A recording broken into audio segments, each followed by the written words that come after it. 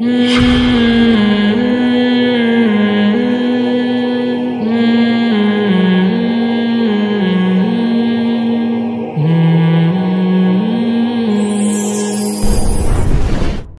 दीवार है और जर्मनी का ये दूसरा कदीम तरीन कब्रिस्तान है और यहूदियों का कब्रिस्तान है। ये आप देख रहे हैं, ये छोटे छोटे ब्लॉक्स हैं, इन पर उन यहूदियों के नाम दर्ज हैं जिनको पहली जंग अजीम और दूसरी जंग अजीम में कत्ल किया गया था। नबी सल्लल्लाहु अलैहि वसल्लम की हदीस है सही, आप सल्लल्लाहु अलैहि वसल्लम ने हजरत अली को भेजा और फरमाया कि कोई कब्र एक बालिश से ऊंची नजर आए उसको गिरा दो। लेकिन हमारे आप कब्रिस्तानों को देखो, ऐसा लगता है कि वर्ल्ड ट्रेड सेंटर बन रहा है एक कब्र पे। तो बहुत ही एक कदीम हिस्टोरिकल प्लेस पर हूँ। ये कब्रिस्तान है, ये उसकी दीवार है और जर्मनी का ये दूसरा कदीम तरीन कब्रिस्तान है और यहूदियों का कब्रिस्तान है। यहाँ पर हिटलर ने यहूदी बहुत कत्ल किए थे और उसे एक जालिम की हैसियत से देखा जाता है यहूदियों के हक़ में। जब पहली जंग अजीम ख़त्म हुई है तकरीबन 1918 के लगभग में, तो जर्मनी को फ्रांस और ब्रिटिश ने बहुत ज़्यादा नुकसान पहुंचाया था उस जंग अजीम में और जर्मनी बहुत ही बदहाली का शिकार हो गया था। यहाँ तक कहा जाता है कि लकड़ियों की जगह ना लोगों ने करेंसी को जलाना शुरू कर दिया था। करेंसी इतनी डीवैल्यू हो गई थी, बोरे भर के लेके जाते थे प्याज टमाटर खरीदने के लिए। ये जो हिटलर है, इसने ठानी थी कि मैं अपनी कौम के लिए लड़ूंगा और इंतकाम लूंगा। सियासी सतह पे से पहले इसने बगावत की कोशिश की, बगावत में ये नाकाम हुआ, इसको 9 महीने की जेल हुई। उस जेल में इसने एक किताब लिखी, तो इसकी मशहूर किताब है और उसमें उस किताब में उसने ये साबित किया कि यानी ये साबित करने की कोशिश की कि जर्मन दुनिया की बेहतरीन कौम है। और चूंकि यहाँ डार्विन के नज़रिए से ये लोग बहुत ज़्यादा मुतासिर हैं, तो उसने ये साबित करने की कोशिश की कि जर्मन जो है ना, जो इंसान जो इर्तिकाई मराहिल तय करते करते जानवर से इंसान बना है, तो जर्मन है वो सबसे सुपीरियर है। लिहाजा उसका ये कॉन्सेप्ट था कि दुनिया पे हुकूमत करने का हक जर्मन को है। खैर बगावत नाकाम हुई, उसकी वो किताब भी बहुत ज़्यादा नहीं फैली। बाद में खैर वो किताब तो बहुत ज़्यादा छपी। कहा जाता है कि शायद अभी 2011 या 16 में भी दोबारा उस किताब को छापा गया और लोगों ने पढ़ा उसको। लेकिन उसने जर्मन कौम को कौमी सतह पे सुपीरियर बनाने की कोशिश और अज़म किया उसने। फिर इलेक्शन में आया, वो इलेक्शन में हारता रहा, कामयाबी उसका मुकद्दर थी। बिल आखिर वो एक ज़बरदस्त हाकिम बन गया अपनी कोशिशों से। प्रोपेगेंडा भी उसने किया कौम को उठाने के लिए, अपने मुखालिफ लोगों पे बहुत जुल्म किया। जो उसकी मुखालफत में उठता था, एक डिक्टेटर बन के उसने सबको कत्ल करना शुरू कर दिया। अपनी किताब में भी उसने यहूदियों के खिलाफ नफरत का माहौल पैदा किया और उसकी तहरीक का एक हिस्सा थी कि दुनिया से ज्यूज को ख़त्म करना है। और उसके बाद उसने ज्यूज पे बहुत ज़्यादा जुल्म करना शुरू किया। यहाँ एक जगह है, अगर हमें मौका मिला हम वहाँ जाएंगे, एक बहुत बड़ा देगचा है, देगड़ा जिसको यहाँ हमारे पंजाबी लोग जो है ना देगड़ा कहते हैं, जो बहुत बड़ा देग था जिसमें जिंदा यहूदियों को लाके खोलते हुए की कढ़ाई में डाला जाता था।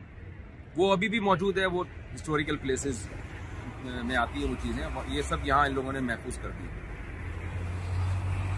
हिटलर उठा और उसने फ्रांस पे कब्जा किया, यूरोप के बहुत सारे कंट्रीज पे कब्जा किया, लाखों लोगों को लुक़्मा अजल बनाया उसने।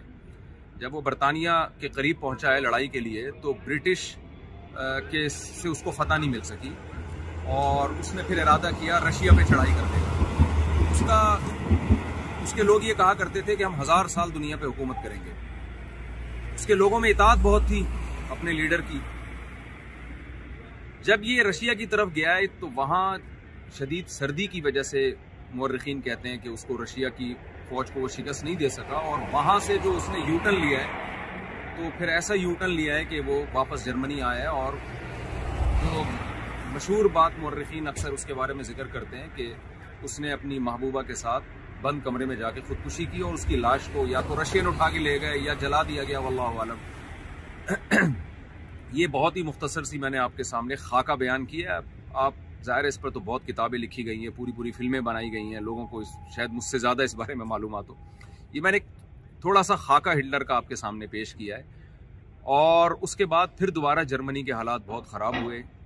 यहाँ के मकामी लोग बताते हैं, जो बूढ़ों से सुनते हैं, कि एक आलू खरीदने के लोगों के पास पैसे नहीं होते थे और सारा सारा दिन एक आलू पे गुजारा किया करते थे यहाँ के लोग। हिटलर जो था वो दूसरी जंग अजीम की बुनियाद बना था। और मैंने अल्लामा इकबाल के व्लॉग में ये बात बताई है कि अल्लामा इकबाल जर्मनी के हालात देख के पहले ये पेशगोई कर चुके थे कि दुनिया दूसरी जंग अजीम की तरफ जा रही है। तो हिटलर ये दूसरी जंग अजीम का जरिया बना। बहुत दुनिया में तबाही हुई, लाखों लोग लुक़मा अजल बने, बहुत से डिप्रेशन में पागल हो गए, बहुत से फौजी पागल हो गए, जेलों में बड़ा जुल्म हुआ और ख़ास तौर पर उसने यहूदियों को बेतहाशा कत्ल किया। फिर जब जर्मनी में बदहाली आई है जंग में शिकस्त के बाद, तो इस कौम, यानी आप अंदाज़ा लगाएं 1957 या 50s के आसपास पाकिस्तान ने जर्मनी को कर्जा दिया था।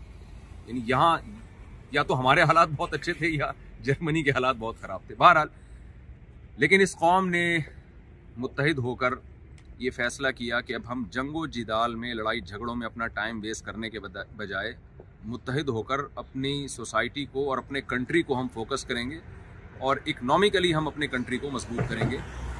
कौम मुत्तहिद हुई और आज उसके हम अपनी आंखों से देख रहे हैं जर्मनी कितना स्टेबल है। लेकिन ज्यूज़ के साथ चूँकि यहाँ बहुत ज़्यादा इन्हीं के बकौल ज़्यादती की गई है, तो अब ज्यूज़ को ये लोग अलग से कुछ प्रोटोकॉल देते हैं, टैक्स वगैरह में उनके लिए मुआफ़ी है। यहाँ आपको यहूदियों की एक अजीब तारीख नज़र आएगी। आप ये कब्रिस्तान देख के हैरान हो जाएंगे। इसमें ये जो तख्तियाँ मैं दिखाता हूँ लोगों को, ये आप देख रहे हैं, ये छोटे छोटे ब्लॉक्स हैं। इन पर उन यहूदियों के नाम दर्ज हैं जिनको पहली जंग अजीम और दूसरी जंग अजीम में कत्ल किया गया था। ये कब्रिस्तान है पीछे, इस दीवार के पीछे।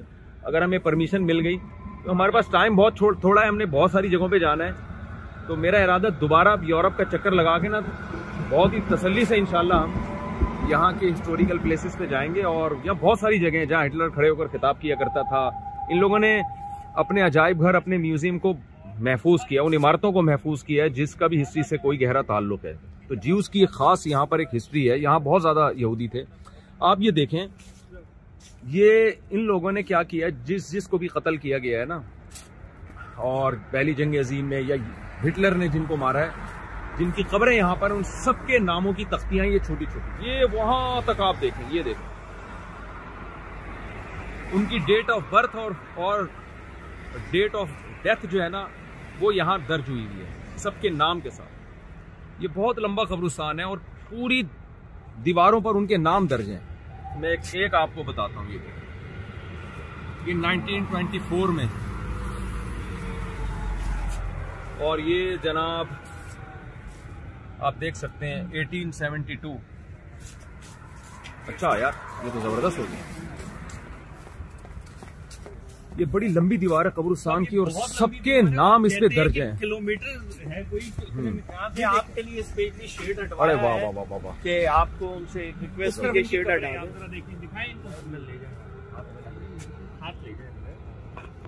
ये देखें आप, ये कब्रिस्तान। ये वाला अच्छा, इस कब्रिस्तान पे भी फजाई बमबारी करके इस कब्रिस्तान को भी तबाह करने की कोशिश की गई थी। ये सब लोग यहाँ मरे हैं, ये सब दफा में। ये पत्थर, ये सारी कब्रें हैं असल में, जिनके मिस्मार हो गई हैं। क्या है, हमारे यहाँ जैसे फूल पत्तियां नहीं डालते, आके विजिट करते। हमारे यहाँ अहले बिदत को इबरत हासिल करनी चाहिए कि इनकी कब्रें एक बालिश से ऊंची नहीं है, कोई बड़े बड़े मज़ार नहीं बने हुए। ईसाइयों के कब्रिस्तान भी मैंने देखे हैं, मिट्टी की सादा कब्रें होती हैं जो मैंने देखे हैं। वल्लाहु आलम, मैं पूरी दुनिया में नहीं गया हूँ, यहूदियों के भी। लेकिन हमारे आप कब्रिस्तानों को देखो, ऐसा लगता है कि वर्ल्ड ट्रेड सेंटर बन रहा है एक कब्र पे। नबी सल्लल्लाहु अलैहि वसल्लम की हदीस है सही, आप सल्लल्लाहु अलैहि वसल्लम ने हज़रत अली को भेजा और फरमाया कि कोई कब्र एक बालिश से ऊंची नजर आए उसको गिरा दो। तो ये जो कब्रों को पक्का करना और बड़ी बड़ी उस पर यानी बहुत ऊंचा ले जाना, ये सही नहीं है। अब आप देखें, इनकी कब्र पे सिर्फ एक तख्ती है और सादा कब्र है, और ये कब्रिस्तान देखो आप। तो ऐसा नहीं है कि इन लोगों ने पक्की कर करके पूरी बिल्डिंगें बना दी हों। खैर, तो जब फजाई बमबारी हुई तो उसके बाद फिर इस जगह को महफूज किया गया और जो बम से जो चीजें जिस तरह से तबाह हुई थी उनको भी एज इट इज रहने दिया गया। आप इन कब्र, इसके ऊपर ये पत्थर देख रहे हैं जो कि आपको नहीं दिखे। इसका कॉन्सेप्ट ये है, इन लोगों कब्र के ऊपर पत्थर हैं छोटे छोटे। हाँ, ये जो सॉरी, तख्तियों के ऊपर तख्तियां प्लस इधर आपको क्वाइन दिखेगा। इनका ये कॉन्सेप्ट है, जैसे हमारी कब्रिस्तान में हम लोग विजिट करते हैं अपनी कब्र को और पत्तियां डालते हैं ना, फूल हाँ। पत्तियां हम तो नहीं डालते, लोग डालते हैं। हाँ वही लोग, मतलब हमारे वहाँ का एक ट्रेंड है जी। तो वो जब पत्तियां डालते हैं, इट्स मीन किसी ने रिसेंटली विजिट किया इसको जी। तो ये दीज आर द थिंग्स कि जिन्होंने अभी रिसेंटली विजिट इनके लवाहिकीन ने कर गए होंगे, ये उनका इनका एक निशानी और एक कॉन्सेप्ट है। ये पत्थर इधर रख के चले गए, इट्स मीन ये रिसेंटली विजिट करके गए। हमारी बहुत कब्रें हैं जो बिल्कुल खंडर हो जाती हैं, ना जिसमें कोई फूल ना पत्ती, तो एक हमारे यहाँ का कॉन्सेप्ट है। तो ये एक बड़ी इंपॉर्टेंट चीज थी जो मैंने कहा आपको, लोगों को भी पता चले इस बारे में कि जितने लोगों ने विजिट करते जा रहे हैं वो ये पत्थर रखते जा रहे हैं। अच्छा ठीक कादिर भाई, वो जो जगह जो देगड़ा है ना, वो साहब काफी दूर है यहाँ से। नेक्स्ट विजिट में इंशाल्लाह। एक हेरिटेज साइड है जहाँ ना वो रखे हुए हैं, जहाँ पहले लोग रखे जाते थे, जो जेल थी, जहाँ खिताबात होते थे, वो पूरी एक वो जेलें भी महफूज हैं जहाँ बड़ा जुल्म होता था जंगी कैदियों पर, बहुत ज्यादा जुल्म होता था। और मतलब उसकी एक बहुत खतरनाक और मतलब लड़तरा देने वाली जो ना वो कहानी है। जी सही सही सही। ये नाम है वहाँ, वो उधर तक नाम ही नाम। अच्छा, यहाँ पे मेरा ख्याल यह था कि हिटलर को एक बड़ा हीरो समझा जाता होगा, गाली है तो इस कौम का एक बड़ा वो समझा जाता है। तो यहाँ ये जो मकामी लोग कह रहे हैं कि नहीं, एक अच्छा उससे नहीं देखा जाता हिटलर को। एक जो जुल्म हुआ है उस हिसाब से जो है ना वो कोई उठा था वो अपनी कौम के जुल्मों का इंतकाम लेने के लिए, लेकिन वो खुद एक जालिम बन गया। जालिम उल्टा देखिए ना, देगों में डाल के लोगों को जलाना, ये कोई इंसानियत वाला काम तो नहीं है ना। तो अच्छा, हिटलर की जो कामयाबियां थी ना, जो शुरू में तो उसको बहुत जबरदस्त फतूहात मिली हैं, पूरा यूरोप ही तकरीबन उसके कब्जे में आ गया था। फिर बरतानिया से उसकी लड़ाई हुई और वो बरतानिया को फतह नहीं कर सका और वहां से रिवर्स होकर रशिया पे चढ़ाई की उसने। लेकिन एक बात है कि जो हिटलर की जो दूसरी जो जंग अजीम का जरिया बना था, उस जंग अजीम से पूरी दुनिया के हालात एकदम चेंज हो गए थे। बरतानिया हिटलर से जर्मनी से लड़ा तो है, लेकिन उस लड़ाई के नतीजे में बरतानिया भी बहुत कमज़ोर हुआ है और उसका नतीजा ये निकला कि ब्रिटिश आर्मी बर्रे सगीर से इंडिया से निकल आई और फिर पाकिस्तान और इंडिया, ये दो रियासतें आज़ाद हुई, पाकिस्तान अलग हुआ इंडिया से। तो ये जो दुनिया में बहुत बड़ी चेंजिंग आई है ना, इसका सबब भी हिटलर बना है। यानी ये अगर दूसरी जंग अजीम ना होती तो बेतहाशा जो नुकसानात हुए हैं वो भी ना होते, लेकिन कुछ इसके फ़ायदे भी हुए हैं। फ़ायदे क्या हुए हैं कि जब बरतानिया से उसकी शदीद लड़ाई हुई है तो बरतानवी ब्रिटिश को भी दूसरी जंग अजीम में ना बहुत नुकसान हुआ है। तो उस नुकसान के नतीजे में शिकस्त तो जर्मनी ही को हुई, लेकिन जर्मनी जिन मुल्कों से लड़ा है वो उनको भी कोई कम नुकसान नहीं हुआ था। उसका फिर नतीजा ये निकला कि बर्रे सगीर आज़ाद हुआ और फिर हमें पाकिस्तान मिला। तो जाहिर है जब दुनिया में बड़ी बड़ी जंगें होती हैं तो बड़े बड़े वाक़यात होते हैं। अब ये कोविड ही को देख लेना आप, कोविड से पहले की दुनिया और कोविड के बाद के हालात में बड़ा फ़र्क है। तो दुनिया में जब भी कोई बड़ा वाक़या रूनुमा होता है तो उसके जहाँ बहुत सारे नुकसानात होते हैं तो कुछ ना कुछ उसके जैसे फ़ायदे होते हैं तो कुछ साइड इफ़ेक्ट भी होते हैं। सेकेंड वर्ल्ड वॉर में हिटलर ने जिन लोगों को कत्ल किया,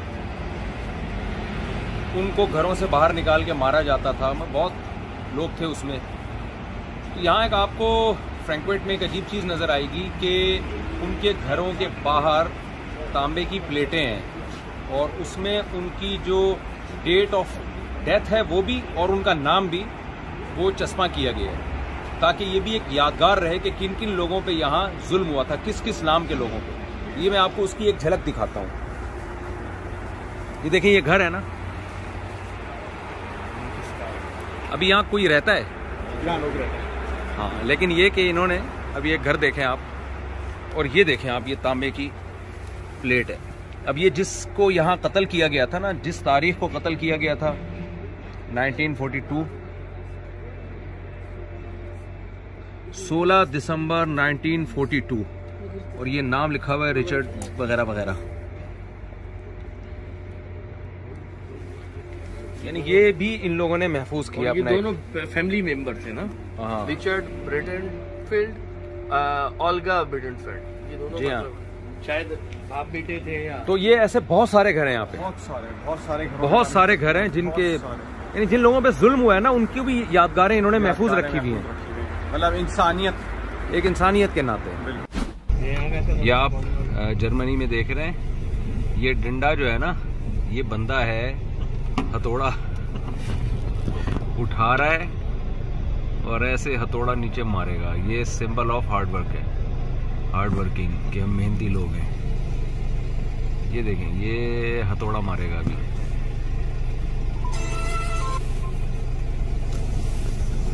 हमारे यहाँ भी हथौड़ा मार ग्रुप आया था ना,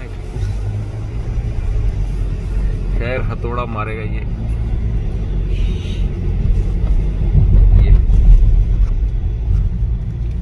इन्होंने एक निशानी लगाई हुई है, हार्ड वर्किंग की एक अलामत है के तौर पर।